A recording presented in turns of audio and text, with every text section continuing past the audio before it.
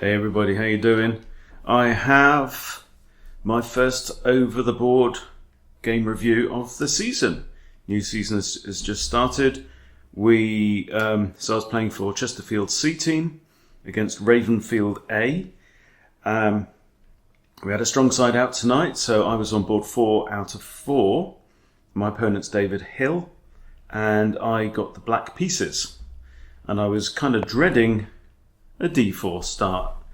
So already I had a bit of a think, am I going to go England Gambit Charlick, or shall I try and do something more grown up? So I play knight f6 thinking we might, well, it depends what he does. He might be a London player, in which case I might go for an early c5, or actually he played c4. So I thought, well, I've had a good result previously with the Black Knight's Tango, so I play knight c6. Now, the key move here for white is they need to play the knight to f3, they need to play the king's knight out. A lot of d4, c4 players will just naturally play this knight out, which is what my opponent did. And the problem with this move is it allows black to play the immediate pawn e5, which is what I did. Now, if they take here, you can just recapture with the knight, and then your knight's going to find his way over to g6.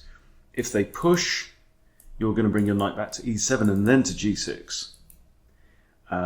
You're obviously threatening this pawn twice. It's defended currently only by the queen. So my opponent plays pawn to e3. And this is already equalized now for black. So I bring my bishop out to b4, which is Nimzo Indian style, and obviously pinning the knight on the king. My opponent responds with a3, and this is generally what you do in like the Nimzo Indian. You wait for white to try and kick you out and use that turn to do that, and then you take the knight, and then b takes. And now what we'll see is white has no piece development whatsoever. Everything's still on the back rank, but they have captured towards the centre, so they do have a bit of a pawn mass going on in the centre. Now, the most winning move here, the most popular move, in fact, no, that's not the most winning move, is e takes d4, and you shouldn't do that because you just give white a lovely centre. It is the most common move played by black, but it's not the correct move. I play d6, maybe allowing my bishop out here at some point. And this bishop does have to linger for quite a while in this game. Opponent plays pawn to h3 to prevent the bishop coming out here and preventing the knight from coming to g4 as well. But I'm already thinking maybe this pawn might become a target later on. It's a hook. So I castle. It's -1 now for black. White plays bishop to d3, which seems reasonable. And here I toyed quite a lot with the idea of pushing pawn e5 to e4. And the computer wants me to play this move, kicking that bishop backwards. But my feeling was, how am I going to support that pawn? Right, I've got a knight here. Yes, their bishop isn't going to come out and pin anytime soon. But I just felt like, oh no. And this is a bit of a tendency, when you're playing over the board, you've got 75 minutes. And I find there is a bit of a tendency to play less aggressively than you would do if it was like a 10-minute rapid or a 5-minute blitz game. So I don't do that. What I decide to do is I'm eyeing up this nice long diagonal here. So I push pawn to b6, which is probably inaccurate because my opponent now finally pushes d5. And you're kind of all right here. In fact, this is at least inaccurate because you're kind of waiting for this. So my knight comes back to e7. The machine here wants me again to push e4. So if I'd pushed e4 and they take my knight and I take their bishop, I do kind of lose a pawn if the queen recaptures. But on the other hand, white has tripled isolated c-pawns, and that's going to be a bugger to defend later on. Even though they're a pawn up, all those pawns are kind of sitting ducks. But I shied away from that again. I brought my knight back to e7, and now he pushes pawn to e4. So white's thinking I've got a big strong centre, although being very much behind in piece development, because I've got both knights out and I'm castled. And my bishop, I mean, it can't go to any of these squares actually right now. So this bishop is going to have to kind of sit tight. And plus the way is shut on the long diagonal as well because of these pawns. This bishop, however, is a bit clunky because it's just kind of stuck there behind these pawns. It's got no forward vision whatsoever. This is all right. So now I play knight g6, and it's still -1 in black's favour because of the lack of development on white's side. We have knight to f3 now, and here I had a bit of a think, and I kind of spied this square on f4, thinking it'd be great to get a knight on there. So I think my next move is knight h5, with both my knights now looking here. Yes, it's defended by a bishop. Okay, that's an inaccuracy. Apparently, the computer here actually says knight d7 is the best move, and also h6. But this gets out of the issue of a potential bishop g5 pin on the knight, because I can just push f6. He doesn't do that. He castles, which is again inaccurate. So now I throw my knight into f4. He has a think and trades off. But now I'm feeling okay because my logic is this bishop is a crap bishop. This is his good bishop, right? And by putting my knight here, I provoke him into this. I recapture. I've got a nice position now for my knight, and we've got this hook there on h3. I am looking at this bishop, but I'm saying to myself constantly, ain't no way I want to trade off my awesome horse for that crap pointy-hatted fool. Okay, white now brings his knight back to h2, which is a blunder, I think.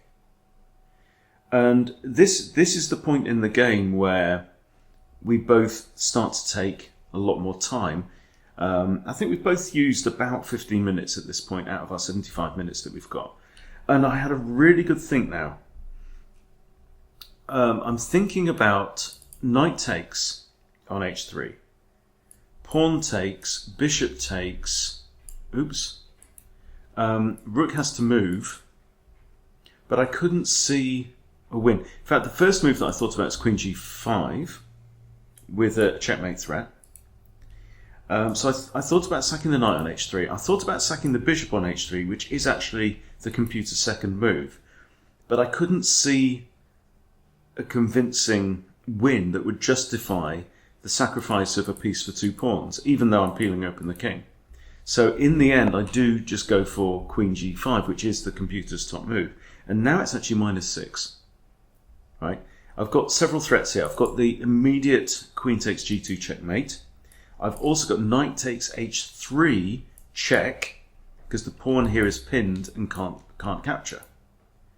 So that would force the king into the corner. Then my knight would probably just come back to f4. And my opponent now had to have a really good think. Now, I'd figured out at this point that obviously queen g4 to block fails because bishop takes queen. Queen here also fails, I think, because I've actually got knight takes h3 check, and the queen can't take because bishop takes queen, and it's all over. Right? They're forced to push g3. You take the rook. It's a very nice situation. So queen f3 also isn't playable. In fact, it turns out the queen f3 is the top move, according to the engine. So my opponent places knight back out to g4, and in an attempt to stop that, so I have a think. I realise that this knight can't move away. It could move to either of these squares with check, at which point I've got either g takes or queen takes as well as an option. So I push h5, putting the question to the knight, and what are you going to do?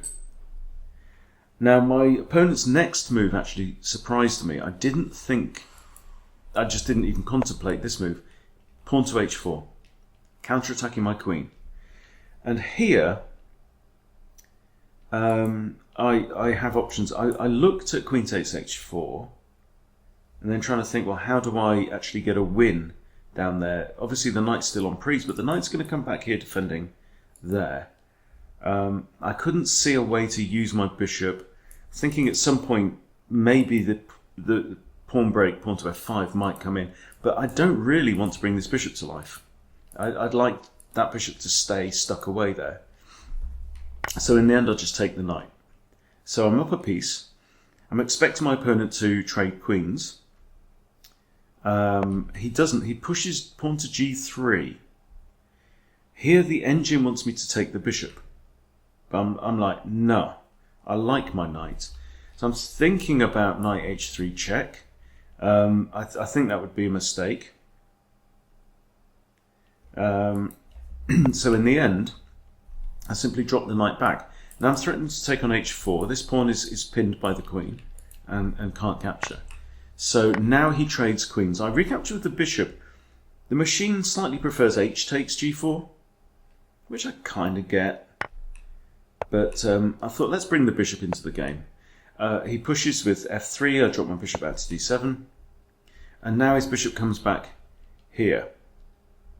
Okay, so what would we do in this situation? And so I'm thinking, I'm up a piece. All my opponent's pawns are off the mark. All of them.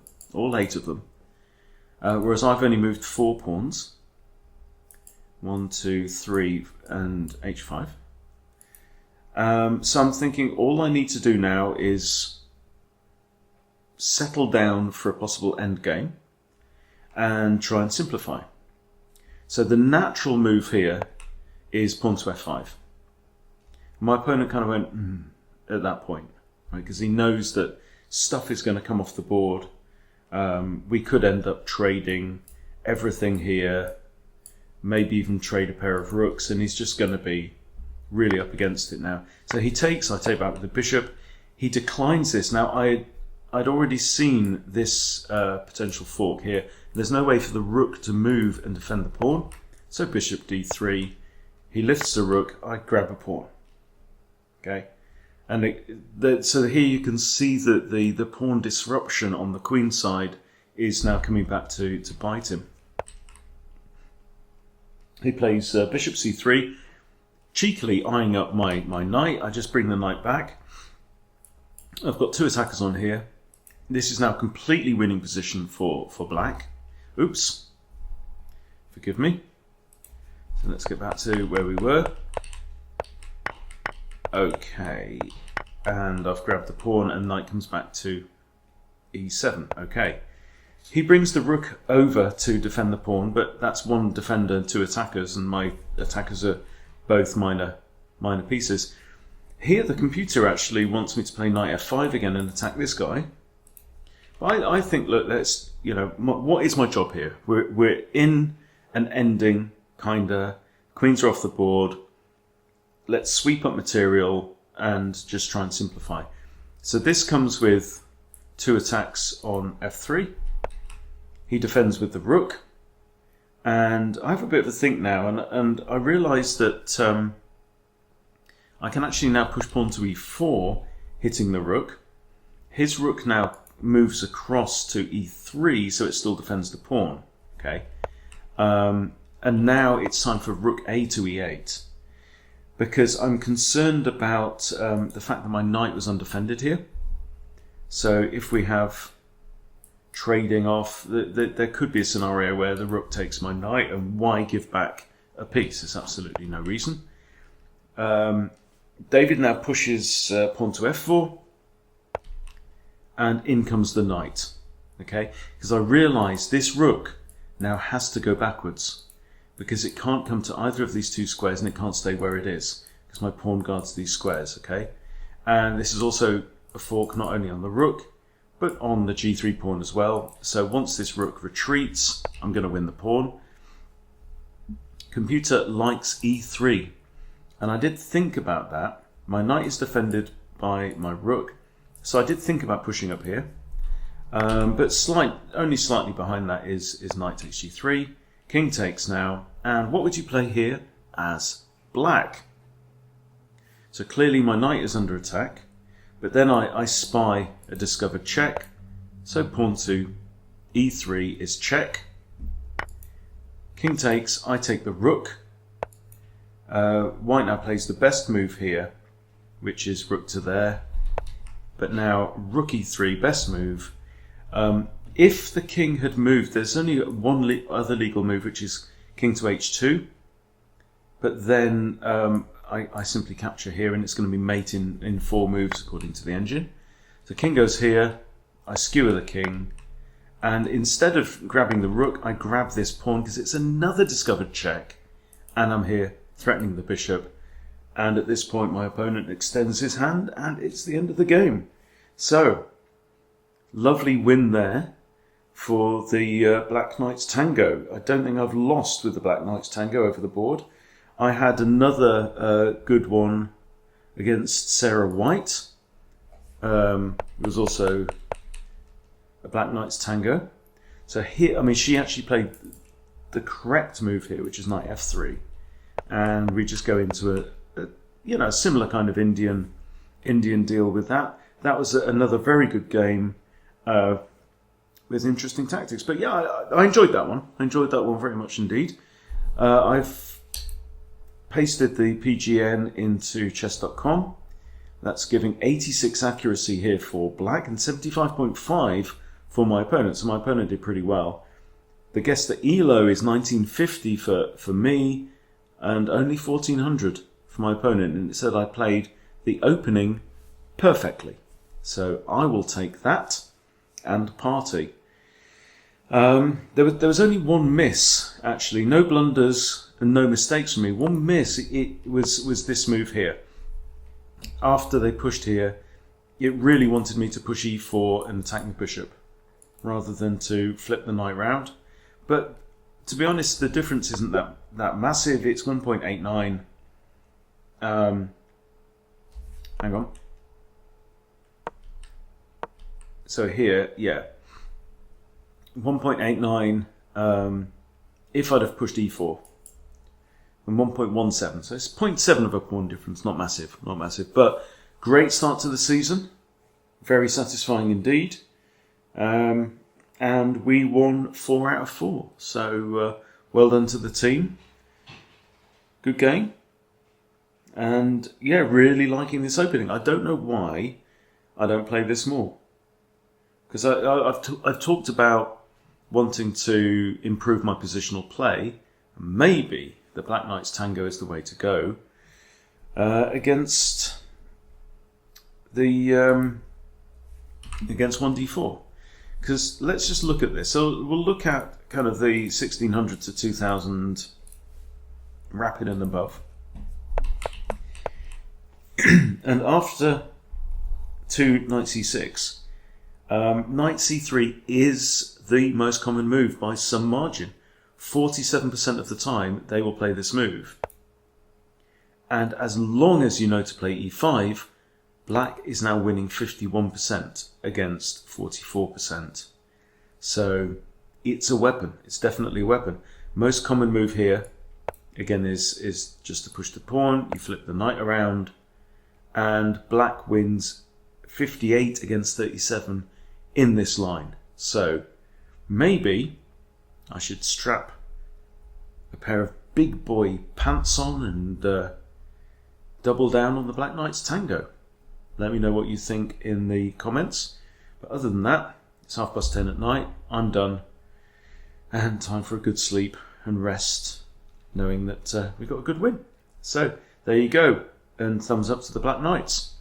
Thanks for watching, everyone. See you soon.